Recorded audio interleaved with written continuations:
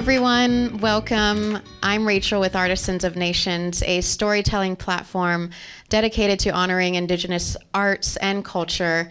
We're here filming live at the 5th Annual Msvkoke Art Market in Tulsa, Oklahoma. And it's such an honor to do these artist talks in partnership with Muscogee Nation. We're here with an amazing shell carver, and I have the privilege of welcoming Harry Beaver. Hello, Harry. How are you today? I'm good. Please tell us a bit of your own origin story. How did you start getting into shell carving, and tell us where you're from? I'm born and raised in Broken Arrow, Muscogee, and what was it, 20 years ago, about 20 years ago, Dan Townsend came to OSU in Okmulgee, and he was teaching shell carving. And one of my nieces called me and told me about it, so I run over there, and they only did it for a couple of weeks. But I learned everything I could off of them. I'd go in early and help them set up and do everything else, just, so I could learn more. But ended up, I enjoyed it. It's very relaxing. Once you get into start carving and everything, you just kind of drift off. But you have to be very careful because it's very toxic. So a lot of it I do outside. Walk us through your process. You have some pieces here. Can you tell our audience a little bit more about how you get to your finished piece? Yes, this is a gold lip mother of pearl. And if you'll, on the outside, they have what they call a bark. Be real dark and heavy, and you have to grind all of that off and then smooth it down. That takes a while, and then you come up with your design, what you're going to do with it.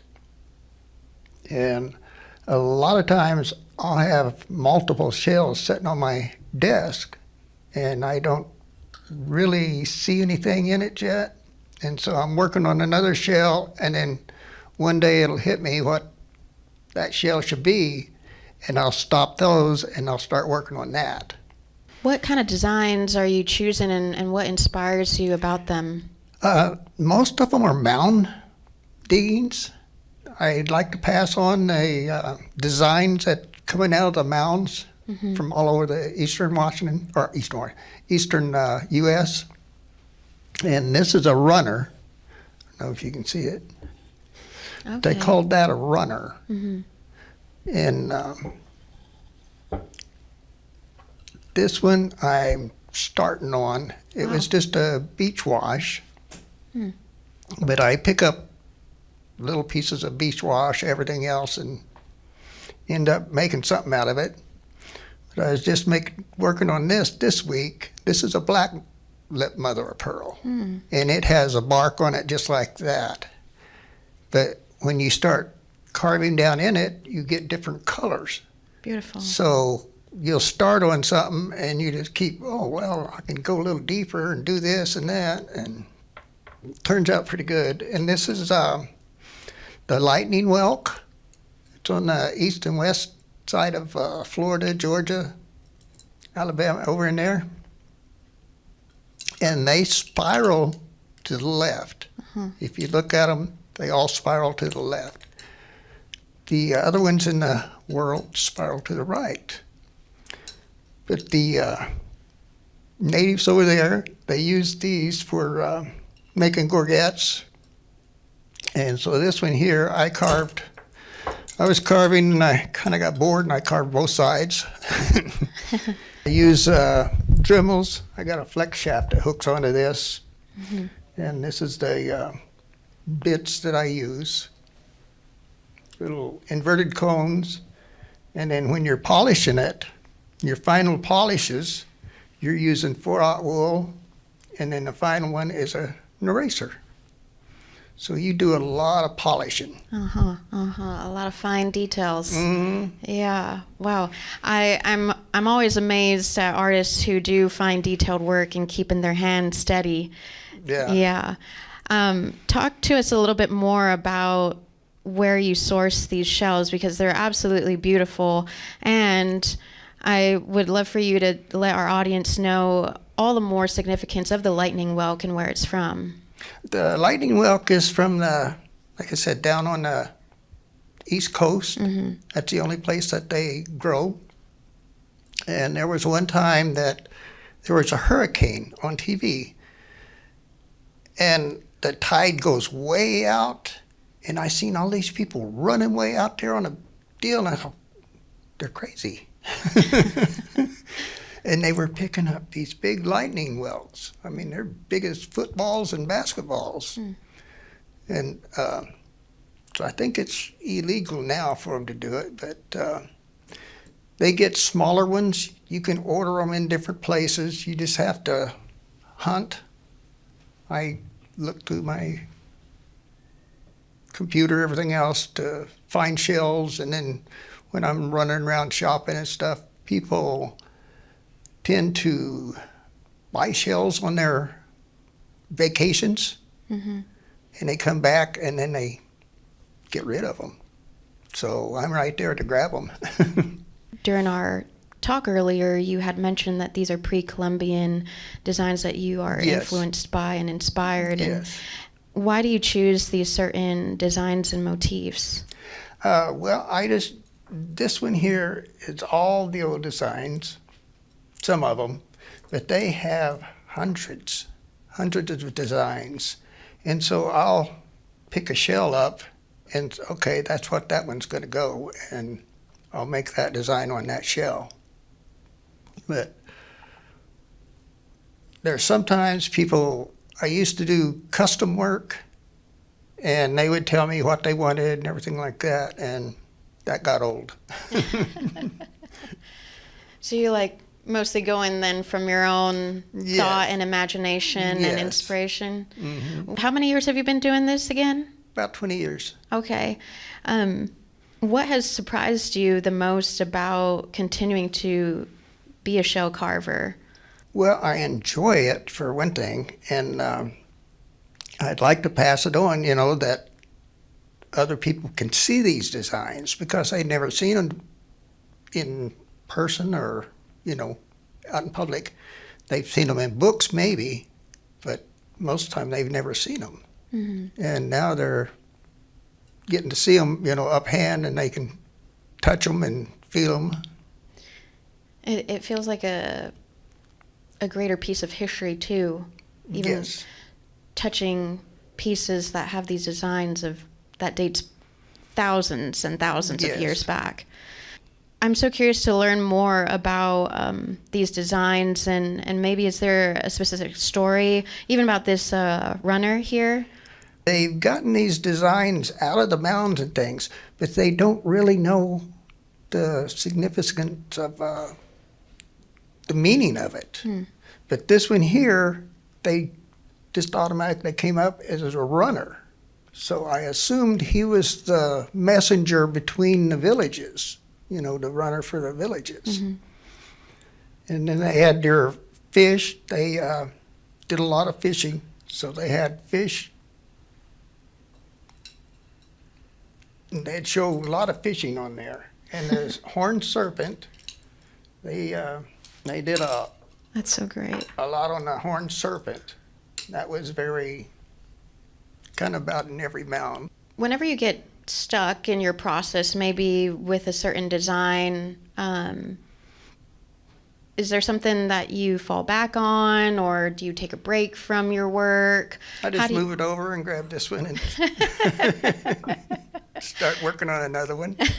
Tell us a little bit more about the cultural significance of your work, and what you would like someone to know or even ask questions, especially for those who might be listening that are unfamiliar with Southeastern Native art. What would you like them to know more about these shell carvings and your own cultural history and background? Well, I want people of today's and future and stuff to not to forget these designs, because, like I said before, they see them in books, the pictures in books and things, but they don't really understand it. They don't feel it. But if they can go in and feel the design. They understand it more, and it should be passed on. But like I said, it's very toxic, so I'm afraid to teach people like that, about it, because it gets into your lungs and it's not coming out. For the younger generation, what would you, besides the toxicity of the process, what would you like the younger generation to know or even feel inspired about this type of work? Well, they need to learn more about the different mounds. They've got hundreds of mounds, but they need to learn more about those carvings that's coming out of them that they've found. The universities have a lot, and they kind of stash them away. So we got to go to Washington, D.C. last year, and we got to look in their archives. So it was great. That must have been a real treat. Is there a specific mound that speaks to you or stands out to you the most? Moundville, Alabama. And why is that? It has the most mounds. You look out across the pasture, probably 1,000 acres through there, and there's mounds everywhere. And if you go back into the woods, there's still mounds back there they haven't got into, the university. Looking back 20 years ago and where you are now, what is something that you have learned that you hope to pass on to others who might be interested to get into this type of work, or maybe even more curious about it? What's something that you would like to share to them? It's up to the individual if they want to do it.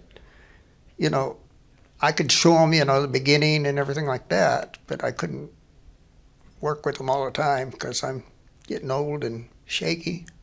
So I can only go so long, and then I got to stop. But if they could want to learn more about the shells and things, because that's the one thing you got to do, because this is not native. The shell isn't. This one is. That one's not. This one is. But those are native to the U.S. And where can our audience find you or contact you if they want to purchase a piece from you? Normally, I go to just certain little art shows, and that's it. I don't advertise or anything like that. I'll set up at these different art shows, and maybe 3 or 4 a year, and that's it. Very intricate and important work that you do. I appreciate you sharing with us. I'll ask our audience, do you have any questions that you want to ask Harry before we wrap up? Trying to come up with a good question. Not too hard. As someone who has been inspired by Harry's work and starting to see it, any tips and tricks are always appreciated. And how did you find out that the eraser is the best way to polish at the very end? Dan Townsend. He got it started on the 4/0 wool. He said, you got to polish it down with that. And then he says, that's your final polish. It's a ruler or eraser. And so that's a final polish. One question I have is, after you use your inverted cone, do you ever use a scribe to help clean out your lines for crispness, or do you just stick with the Dremel? I use different bits. I use dental bits. So I use different bits that I clean up the lines. And the inverted cone, I can run around the edge and clean up the edge where it's not bumpy. Do you have any final thoughts that you want to leave our audience with? Just if you can get out and enjoy the art. I mean, shells are beautiful anyway, but I mean, you can create something out of it. Mm-hmm. It's there. It's just waiting for you to create it. That's really beautiful and very inspiring. Thank you so much, Harry. Really appreciate all that you do and the work that you do. Very intricate and And also, yeah, challenging at times too, I'm sure, Yes. for your age and your health. But yeah, all the many more blessings to you and the impact that you do through your art. Thank you again for your time. And thank you to our listeners for joining us in this conversation. We're so grateful to have these artist talks in partnership with Muscogee Nation. Until next time, keep listening, keep sharing your stories. You can find Artisans of Nations online and on Instagram. You can listen to our podcasts on YouTube, Spotify, and Apple channels at Artisans of Nations. It's been such an honor to be a part of this weekend. Thank you again to our listeners. Thank you to Muscogee Nation. And thank you to the artists who have shared their stories, their wisdom, and art with us.